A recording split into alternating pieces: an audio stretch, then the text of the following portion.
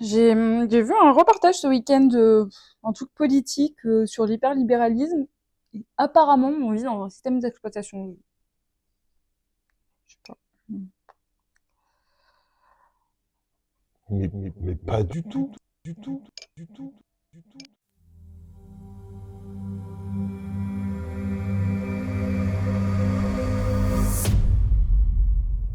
Bonjour à toutes et à tous. Aujourd'hui, on va parler d'un élément essentiel de tout ordinateur, smartphone ou tablette, le système d'exploitation. À quoi ça sert? Qu'est-ce que c'est? Comment ça fonctionne? Et comment ça interagit avec le matériel? Eh bien, c'est ce qu'on va voir aujourd'hui.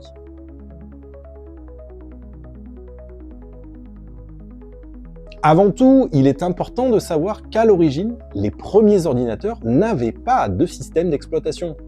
Les programmes étaient chargés manuellement. Et comment, me demandez-vous? Eh bien, à l'aide de fiches en carton perforées. Chacune représentant une ligne de code, il pouvait y en avoir jusqu'à 5000 par logiciel. Et ce n'est qu'à partir de la fin des années 60 que l'on voit les premiers systèmes d'exploitation apparaître. C'est le GMNAAIO, c'est-à-dire General Motors North American Aviation Input-Output, mais vous le saviez, qui apparaît en 1956 et qui est encore aujourd'hui considéré comme le tout premier système d'exploitation. Pour bien comprendre la relation entre les différents éléments, il faut imaginer votre ordinateur comme une pyramide avec plusieurs couches. Tout en haut, il y a vous, l'utilisateur. Juste en dessous, il y a les applications, c'est-à-dire votre navigateur internet, le traitement de texte ou un jeu vidéo.